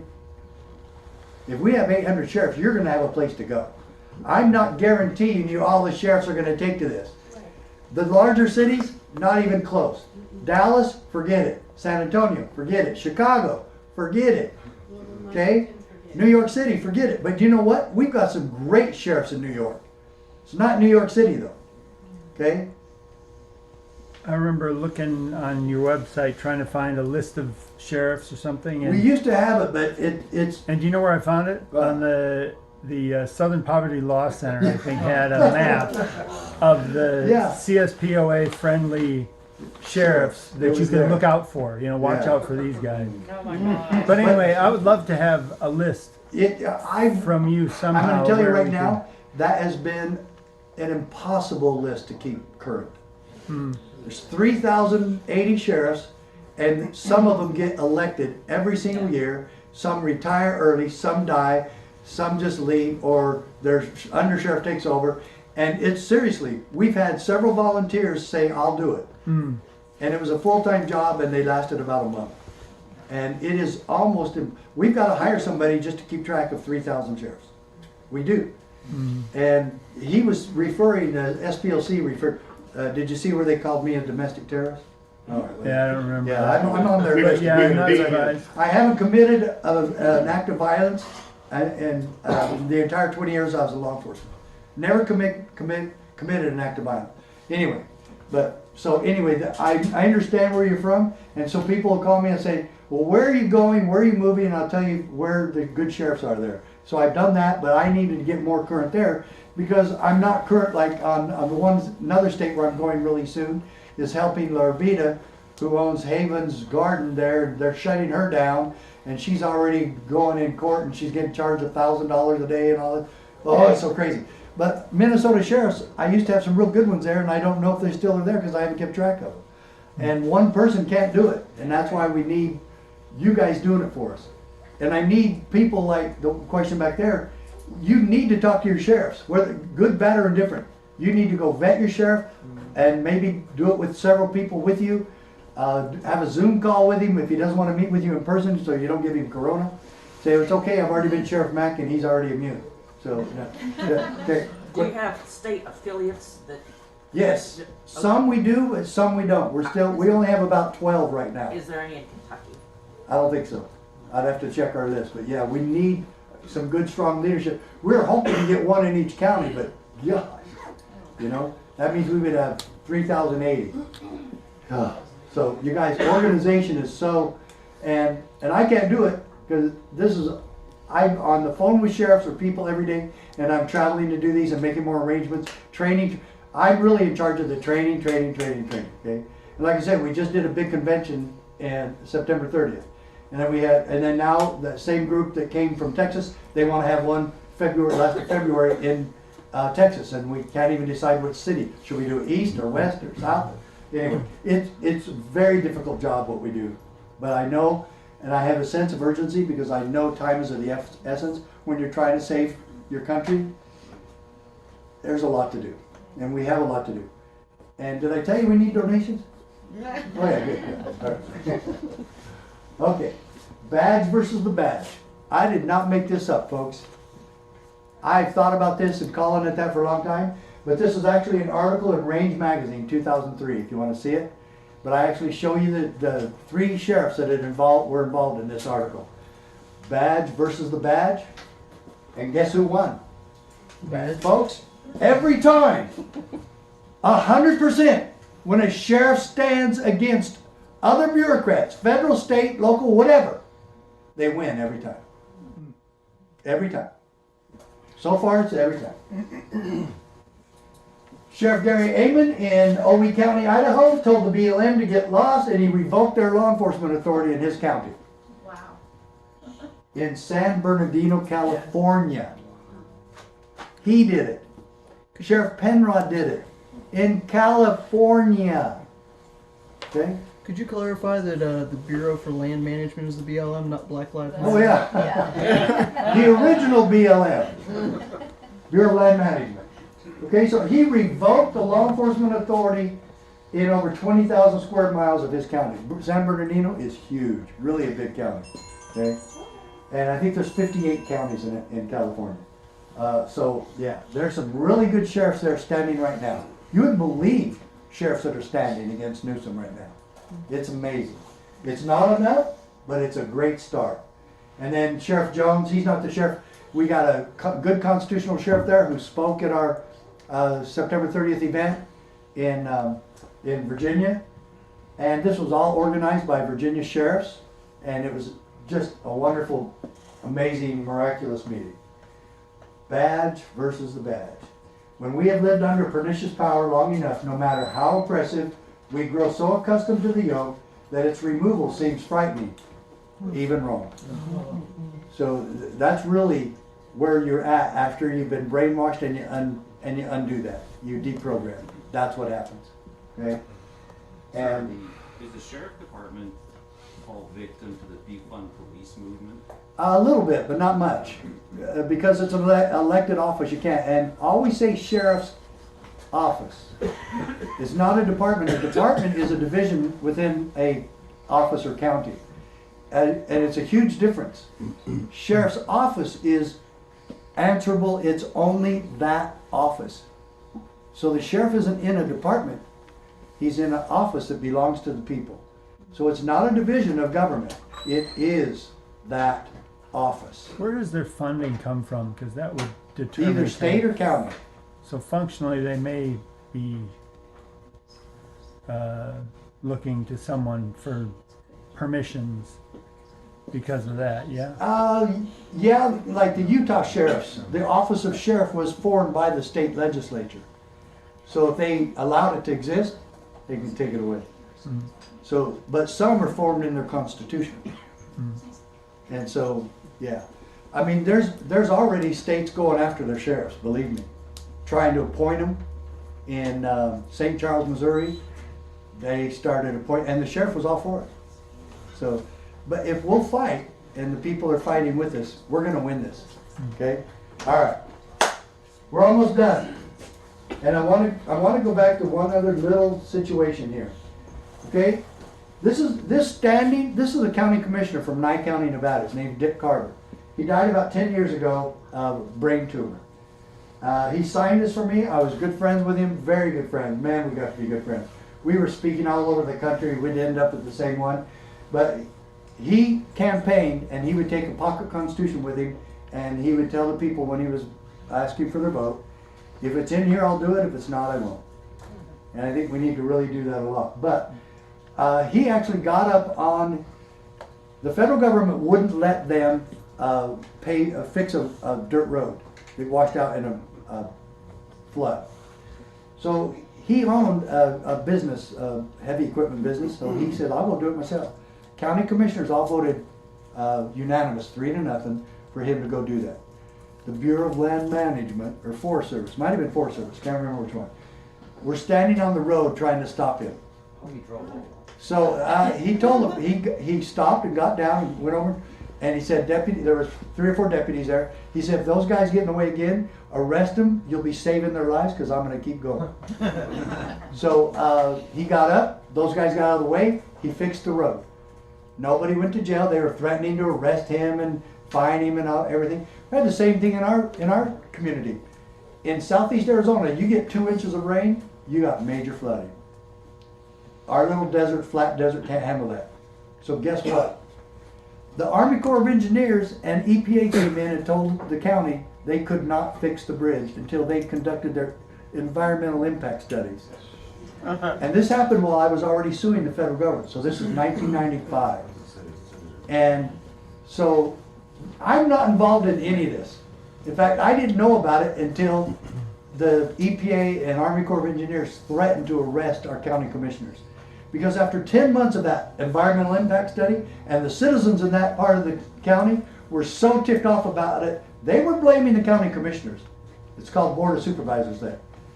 And so the board finally voted 3-0 to fix the bridge. And the county's going to fix the bridge, their maintenance department. So the Army Corps of Engineers, EPA came in and said, we will charge you $35,000 a day for every day you're trying to fix the bridge. We will arrest you and the maintenance workers. They're going to arrest the Board of Supervisors. So now I get involved. So I call the Army Corps of Engineers and EPA into my office, and I said, I don't know if you guys have heard, I'm kind of crazy. I said, look, I'm friendly with everybody. I try to get along with everybody. I says, but this isn't going to happen in my county. You have no law enforcement authority here. You're not going to arrest anybody. I don't even like the county commissioners. I said, you're not arresting anybody. We're going to fix that bridge, and you're going to stay out of the way, or I'm going to arrest you. End of story. Guess what? Did I tell you 100% we won? Every time a sheriff did this, we won. Okay? There's one tiny exception for a thing that happened in Utah, but it was pretty minor. Okay? So, okay, 99% of the time. And so, guess what happened? We fixed the bridge. They went home. We didn't pay a dime in fines. Nobody went to jail, and everything was fine, except it took 10 months too long. Would have been done all of a sudden. Get them out of the way. Make them irrelevant. We don't have to arrest anybody. You put yourself in the way, and you make it happen. And you stand for liberty. And so this is where I want to end on this. I started with that same question. Where does liberty fit in the equation? Why do public officials think that there's some moral high ground to standing against the Constitution? The ultimate goal for every branch of government is one thing: the protection of liberty, the protection of rights. The entire American system of government was established to protect liberty. And now the executive branch locally in your county and your city and your communities is saying he won't do it. And my first solution to that is education. But you can't educate corrupt officials. They'll attempt sometimes, but that's where you come in. You make sure you hold their feet to the fire. My dear friends, this is a peaceful process, but it is one of dire need, and it needs to happen yesterday. And with the Biden administration taking over and control of the Senate and the House the way it looks like it is right now, in the socialistic-communistic takeover of Washington, D.C. politics, that's where it can stay if we have enough courage out here in every state to have at least 25% of the counties with county sheriffs standing united. Now there's going to be some states where there's a lot more. There's going to be other states that won't have as many. Okay? We have about 12 sheriffs in New York standing right now. We have about 25 in California. That's out of 58. And you got 116 counties here? 120. 120? 120. Yeah. Do you know of more than the one sheriff that's your friend? Oh. Here in Kentucky, I mean. Sheriff Corzenmore? Yeah, is there more than him? I need to actually catch up on that. I know there's more than that. He might know. But he'll know more than I will. Mm-hmm. But like I say, it's so hard. Like, I focus on one state for a couple of years, where I'm focusing on 10. Right now, I've really been working a lot in California. And so get this one. Talk about the mask. There's a store there. There's actually an Italian restaurant in Huntington Beach. And Tony, I've already talked to him, and he will not allow anybody to come in if they're wearing a mask. You wouldn't be allowed to eat that Italian food. Okay? And I'm all for that too. But I don't smoke. In fact, I hate smoking. But in a lot of states, they made smoking in a restaurant illegal. Yeah. And there's a restaurant in Tucson that allowed smoking. I went in there and ate every time I went to Tucson. I didn't even like the food that much, you know. But I'd go support that guy because he's standing against stupid laws. Okay, and California did the same thing. Try to walk on a tourist area, and all the people in the bars are outside throwing cigarettes all over the sidewalks, and you have to dodge all the smokers. I said, "Why don't you guys smoke in the bar?" They go, "It's against the law." You know, I said, "Oh, okay. Wish we could." You guys, there's so much to do. There's so much out there. Okay, hang on a second. Hang on. And if you want to talk to me afterwards, I know they got other things going on. I think, are we breaking for lunch first? Okay. So we're going to break for lunch, and I will tell you one thing. I don't know if you've been able to notice, my chauffeur who left already did, but my energy level isn't back yet. I got over COVID, I'd say right about Christmas Eve. But I still wasn't done with it, and I will tell you honestly, my energy level isn't even close. And so I might be going to, somebody's offered me a place to maybe go take a power nap or something. But I will stay here and answer your questions and sign books for you and get you to be members of the CSPOA. We want you to get our newsletter. We want you to be part of this. Okay, so how much have you guys ever donated to public officials, and what did they ever do for you?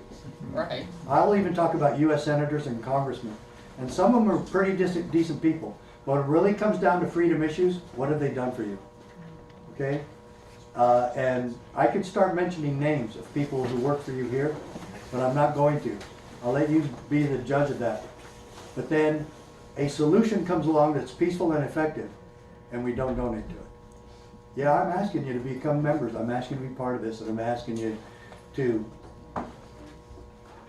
sacrifice financially to keep us going. Okay? And the holy cause of liberty, if any of us think that it doesn't need financial backing, man, ask George Washington when he was telling that to Congress when they wouldn't fund the Revolutionary War. He got in fights with them big time. So let me just put it to you this way. How liberty is to continue is really up to us. And you can tell how much you've dedicated yourself to the holy cause of liberty by how much you donate or how much time you spend to it, or both. I am dedicating my life to this. And I get very little in return. I'm not doing this for a career or for money. I'm doing this for my family. And I'm doing this for my grandkids. And I've got 15 of them. 3 of them that we don't get to see actually live in Bowling Green, Kentucky. That's a divorce situation. She doesn't let us see. But we keep busy, very busy with the other 12. I absolutely love them. I love the good Lord. I love this country. And if we keep it, it'll be up to us. And let me quote, and I'm going to leave with this. But the Constitution protects us from our own best intentions. May God bless us as we defend the liberties that we were blessed with in 1776. Thank you so much for having me.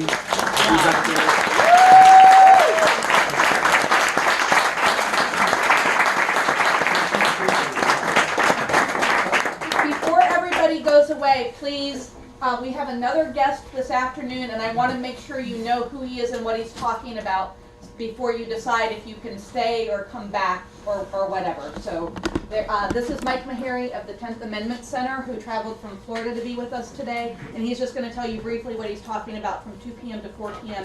And then I think they are both going to Beans Cafe in Dry Ridge from 6 to 7. The sheet I sent out was wrong. So Mike Meharry, if you'll just tell him very briefly what you're Okay, so I'm absolutely nuts coming to Kentucky in January from Florida. not the best move I've ever made. No. Really glad to be here. I'm going to be talking this afternoon a little bit, kind of building on what Sheriff Mack has talked about, talking a little bit more nuts and bolts, practical. How can we put this idea of nullification into practice, and some of the roadblocks that we have to face and overcome along the way. So I really do hope if you can come back. I think we can get started about 2 o'clock, and I probably won't go 2 hours. I'm thinking maybe an hour and a half or so, so I won't keep you all afternoon. But I really do hope you can hang out and take this a little bit step farther and talk about what we can do, practically speaking, to put this into effect. So we'll see you in a little bit. Okay, and then another real quick hospitality thing. All the pizzas are out front. Thank you, Mike. So that's from 2 to 4 here. Pizzas are out front. They're all labeled. If you ordered pizza, please find the pizza you ordered and not the pizza somebody else ordered. I know there are some people who want to make announcements. We just didn't want it to get out of hand. Chris, you're from Americans for Election Integrity, and they need people to monitor elections. So if you needed this first. Yeah, real quick, my name is Chris Stiff. We formed a group with Bill Klein of the Amistad Project. We are American